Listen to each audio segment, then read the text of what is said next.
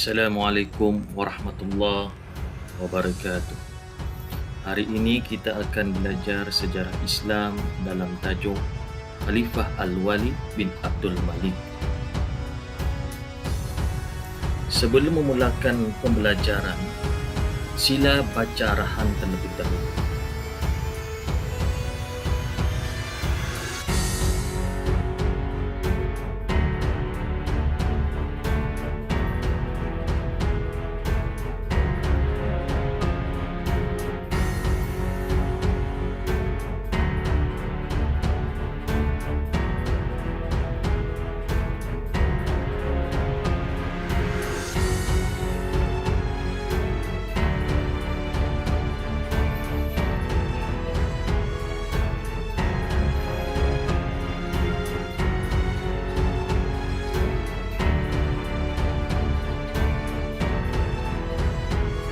InsyaAllah dalam pembelajaran ini akan diterangkan tentang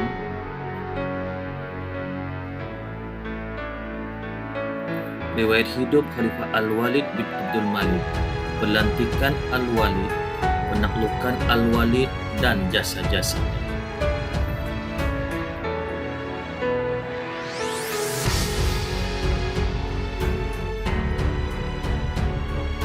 Baik, kita mulakan dengan penerangan riwayat hidup Khalifah Al-Walid bin Abdul Malik.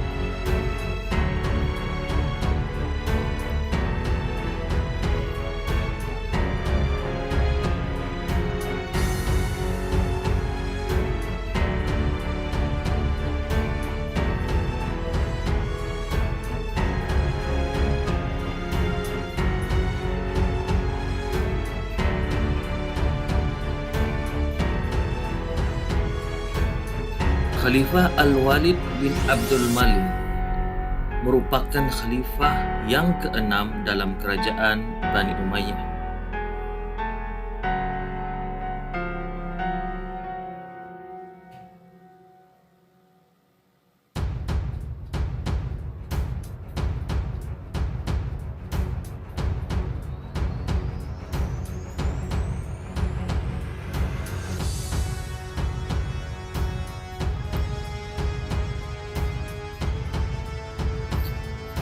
Ia dilahirkan pada tahun ke-50 Hijrah.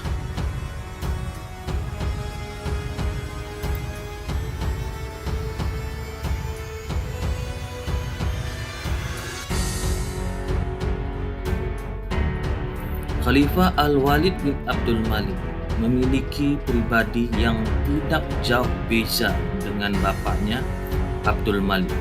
Al-Walid mempunyai tingkah laku yang lemah lembut. Selain itu, dia mempunyai jiwa yang menghargai keindahan dan kesenian, terutama seni sastra. Al-Walid sentiasa melayani kehendak lapisan rakyatnya dan baik terhadap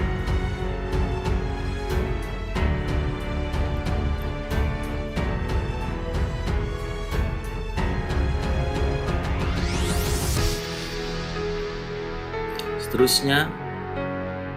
Mari kita dengarkan pelantikan Al-Walid. Khalifah Al-Walid bin Abdul Malik dilantik menjadi khalifah pada hari wafatnya bapaknya Abdul Malik. Sekembalinya dari upacara mengemulikan bapaknya, ia terus ke Masjid Damsyik lalu berkhutbah di atas mimbar. Setelah memuji nama Allah dan menerangkan tanggungjawabnya sebagai khalifah, Al-Walid menyeru orang ramai taat kepada pemerintah.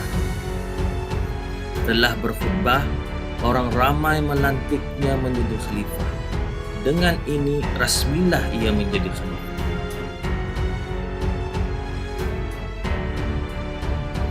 Dalam masa pemerintahan Al-Walid, keadaan negara kembali aman.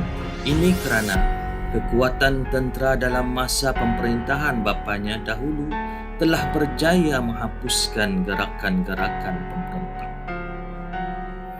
Tidak dinafikan bahawa kejayaan Al-Walid adalah disebabkan usaha bapaknya dahulu yang dianggap sebagai perintis jalan barunya.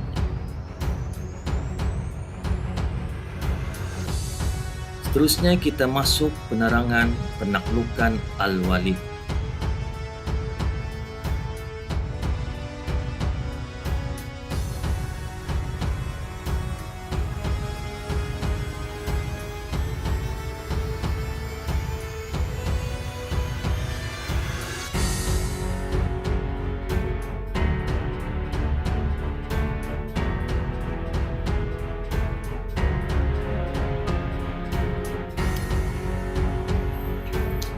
Dalam bidang penaklukan, Al-Walid beroleh kejayaan yang besar hasil kerjasama beberapa orang panglima-panglimanya yang masyhur, yaitu satu Muhammad bin Al-Qasim, yang kedua Qutaibah bin Muslim Al-Bahili, ketiga Musa bin Nusair, dan yang keempat Tariq bin Ziyad. Sekarang saya akan merangkan satu persatu tentang panglima-panglima tersebut.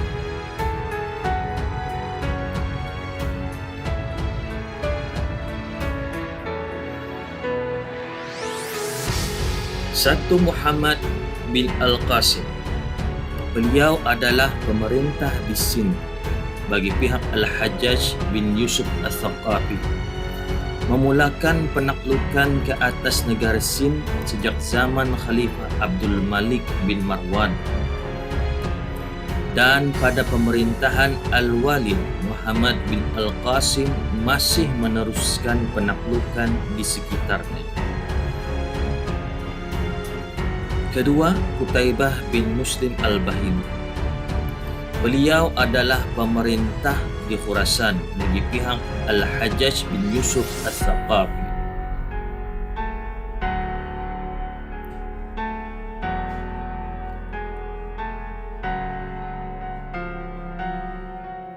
Dia berjaya meluaskan daerah taklukan Islam hingga ke Bukhara pada tahun 92 Hijrah.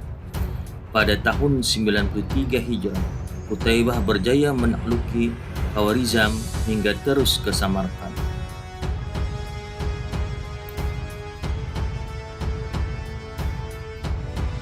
Pada tahun 94 Hijrah, dia menawan Kashgar.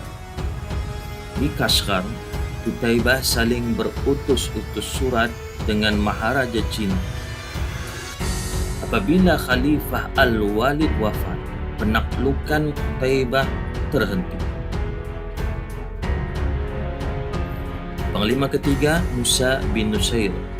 Dia adalah seorang daripada panglima-panglima perang Al-Walid yang ditugaskan di utara Afrika.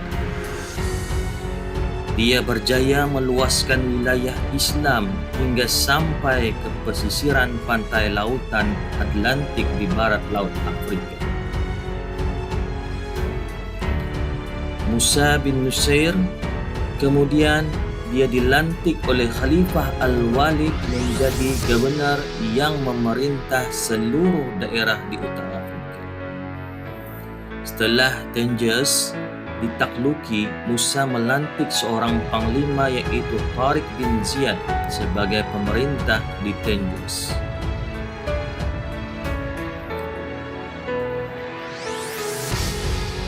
Tariq bin Ziyad, dia adalah seorang panglima yang dilantik oleh Musa bin Nusair untuk menjadi wakil pemerintah di Tangiers. Dia berjaya menakliki kota-kota Malaga, Granada, Córdoba, dan Toledo. Pada tahun 713 Masehi, seluruh Spanyol jatuh ke tangan Islam. Seterusnya kita beralih dalam penerangan jasa-jasa Khalifah Al-Walid bin Abdul Malik.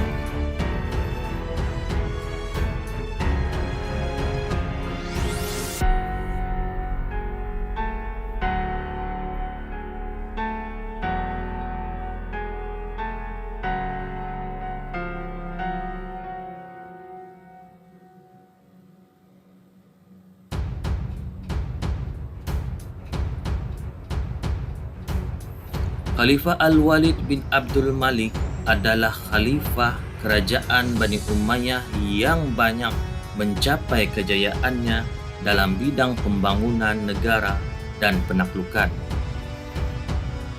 Antara kejayaannya dalam bidang pembangunan ialah: 1. Mengusahakan pembinaan jalan raya dan meluaskannya. 2. Menggali perigi-perigi di seluruh daerah untuk kemudahan orang-orang Islam pada tahun 88 Hijrah. 3. Membina masjid-masjid indah di merata wilayah Islam. 4. Mendirikan kilang-kilang perusahaan di Damsyik. 5. Mengadakan jabatan kebajikan masyarakat. Yang 6. Menyediakan pemandu bagi orang-orang buta. 7. Menggalakkan orang-orang Islam menghafaz Al-Quran dan sesiapa berjaya akan diberikan sara hidup. Dan yang 8. Mendirikan rumah-rumah tumpangan di merata-rata kota besar dalam negara Islam untuk kemudahan pelancong dan musafir.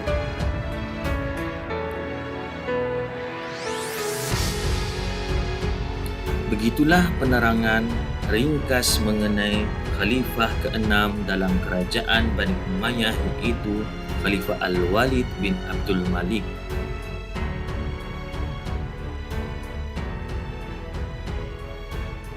InsyaAllah kita akan berjumpa di dalam tajuk lain akan datang. Semoga mendapat manfaat. Assalamualaikum warahmatullahi wabarakatuh.